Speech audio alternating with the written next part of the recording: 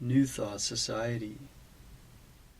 Education is the most powerful weapon which you can use to change the world. Nelson Mandela.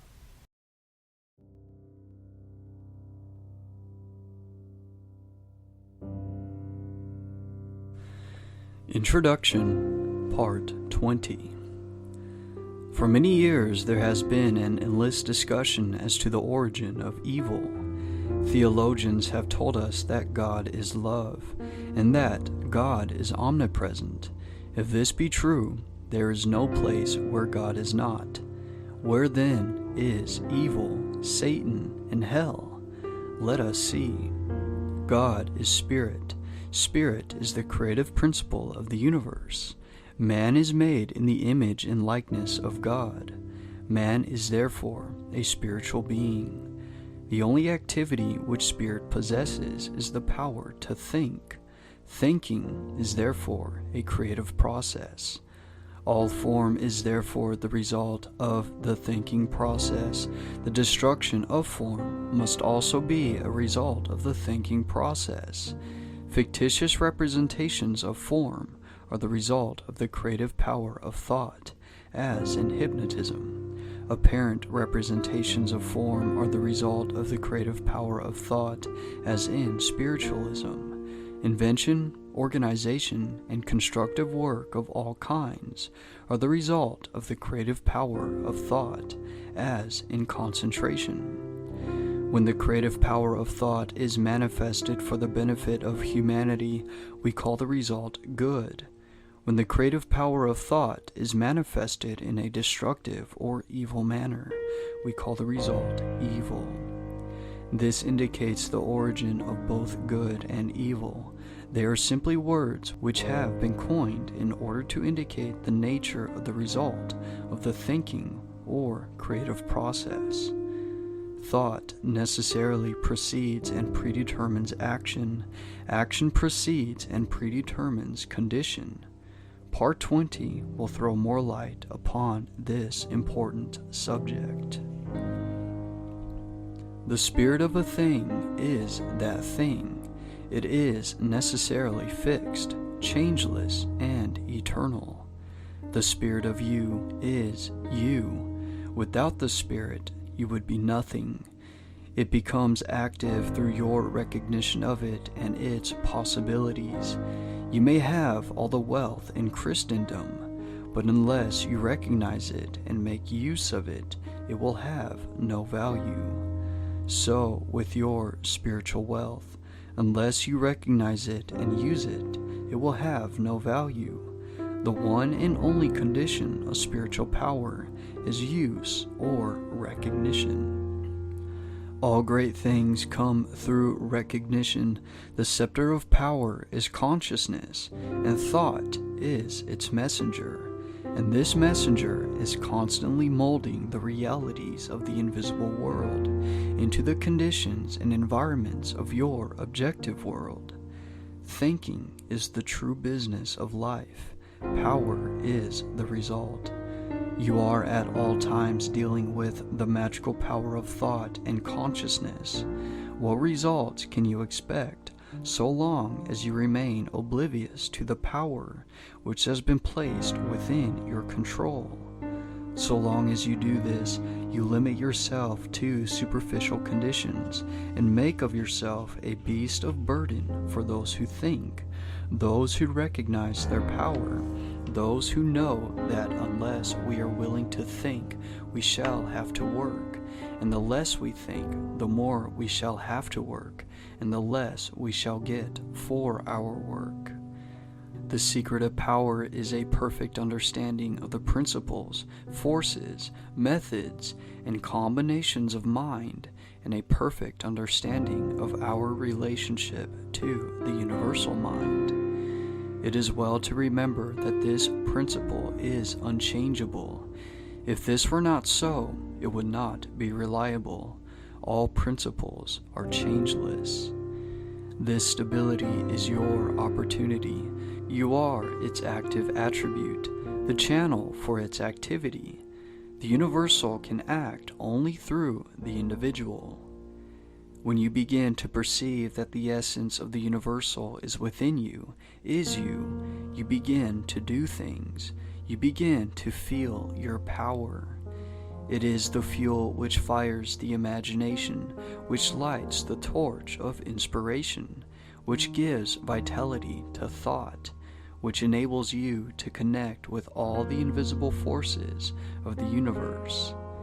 It is this power which will enable you to plan fearlessly, to execute masterfully. But perception will come only in the silence. This seems to be the condition required for all great purposes. You are a visualizing entity. Imagination is your workshop. It is here that your ideal is to be visualized. As a perfect understanding of the nature of this power is a primary condition for its manifestation, visualize the entire method over and over again, so that you may use it whenever occasion requires. The infinity of wisdom is to follow the method whereby we may have the inspiration of the omnipotent universal mind on demand at any time. We can fail to recognize this world within and so exclude it from our consciousness, but it will still be the basic fact of all existence. And when we learn to recognize it, not only in ourselves but in all persons, events, things, and circumstances, we shall have found the kingdom of heaven, which we are told is within us.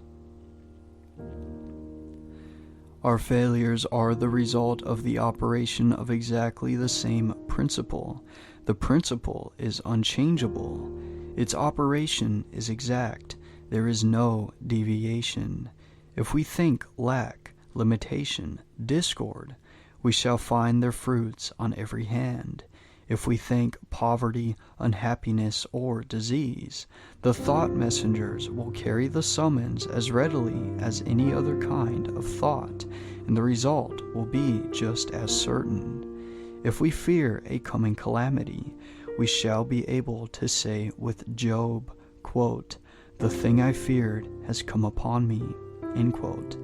If we think unkindly or ignorantly, we shall thus attract to ourselves the result of our ignorance.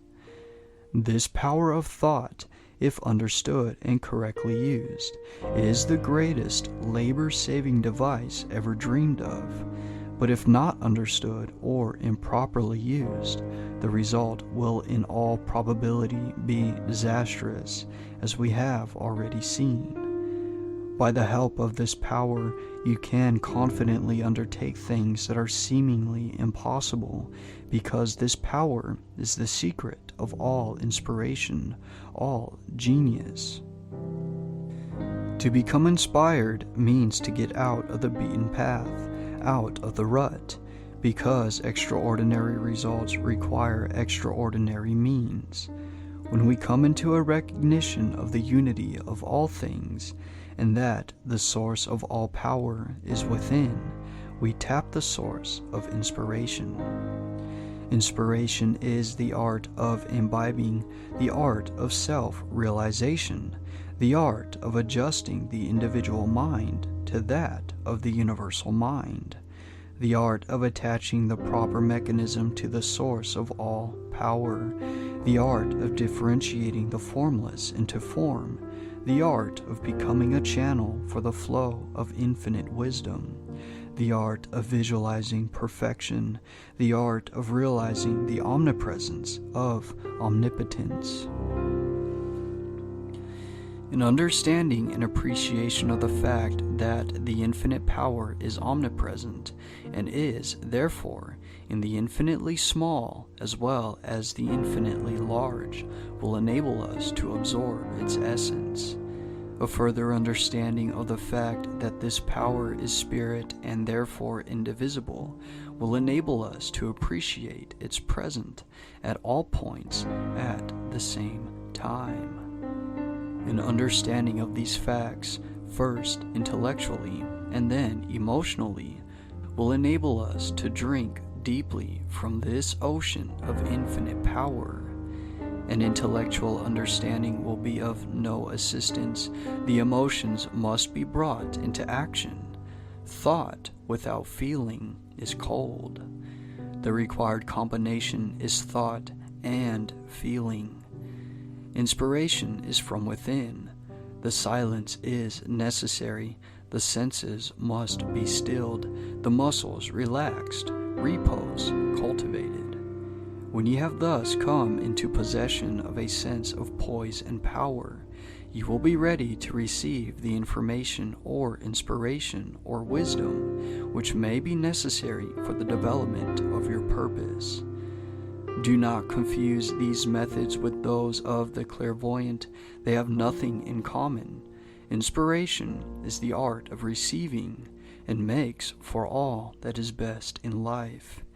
Your business in life is to understand and command these invisible forces instead of letting them command and rule you. Power implies service. Inspiration implies power. To understand and apply the method of inspiration is to become a Superman. We can live more abundantly every time we breathe, if we consciously breathe with that intention. The if is a very important condition in this case, as the intention governs the attention, and without the attention, you can secure only the results which everyone else secures, that is, a supply equal to the demand. In order to secure the larger supply, your demand must be increased, and as you consciously increase the demand, the supply will follow. You will find yourself coming into a larger and larger supply of life, energy, and vitality. The reason for this is not difficult to understand, but it is another of the vital mysteries of life which does not seem to be generally appreciated. If you make it your own, you will find it one of the great realities of life. We are told that, quote, in him we live and move and have our being, end quote. And we are told that he is a spirit, and again that he is love, so that every time we breathe this life, love, and spirit. This is pranic energy, or pranic ether. We cannot exist a moment without it. It is the cosmic energy. It is the life of the solar plexus. Every time we breathe, we fill our lungs with air and, at the same time, vitalize our body with the pranic ether, which is life itself, so that we have the opportunity of making a conscious connection with all life, all intelligence, and all substance. A knowledge of your relation and oneness with this principle that governs the universe, and the simple method whereby you can consciously identify yourself with it, gives you a scientific understanding of a law whereby you may free yourself from disease, from lack or limitation of any kind. In fact, it enables you to breathe the, quote, breath of life, end quote, into your own nostrils. This breath of life is a superconscious reality. It is the essence of the, quote, I am, end quote. It is pure being, or universal substance, and our conscious unity with it enables us to localize it, and thus exercise the powers of this creative energy. Thought is creative vibration, and the quality of the conditions created will depend upon the quality of our thought, because we cannot express powers which we do not possess. We must be before we can do, and we can do only to the extent which we are, and so what we do will necessarily coincide with what we are, and what we are depends upon what we think.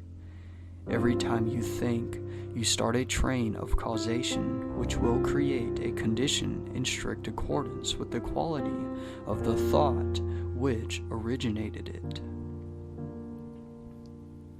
Thought which is in harmony with the universal mind will result in corresponding conditions. Thought which is destructive or discordant will produce corresponding results. You may use thought constructively or destructively, but the immutable law will not allow you to plant a thought of one kind and reap the fruit of another. You are free to use this marvelous creative power as you will, but you must take the consequences. This is the danger from what is called willpower. There are those who seem to think that by force of will they can coerce this law, that they can sow seed of one kind and by, quote, willpower, end quote, make it bear fruit of another. But the fundamental principle of creative power is in the universal, and therefore the idea of forcing a compliance with our wishes by the power of the individual will is an inverted conception which may appear to succeed for a while, but is eventually doomed to failure, because it antagonizes the very power which it is seeking to use. It is the individual attempting to coerce the universal, the finite in conflict with the infinite. Our permanent well-being will be best conserved by a conscious cooperation with the continuous forward movement of the great whole. For your exercise this week, go into the silence and concentrate on the fact that, quote, in Him we live and move and have our being, end quote, is literally and scientifically exact, that you are because He is, that if He is omnipresent, He must be in you, that if He is all in all, you must be in Him, that He is spirit, and you are made in, quote, His image and likeness, end quote, and that the only difference between His spirit and your spirit is one of degree, that a part must be the same in kind and quality as the whole. When you can realize this clearly, you will have found the secret of the creative power of thought. You will have found the origin of both good and evil. You will have found the secret of the wonderful power of concentration. You will have found the key to the solution of every problem, whether physical, financial, or environmental. Quote, the power to think consecutively and deeply and clearly is an avowed and deadly enemy to mistakes and blunders, superstitions, unscientific theories, irrational beliefs, unbridled enthusiasm, fanaticism, end quote. Haddock.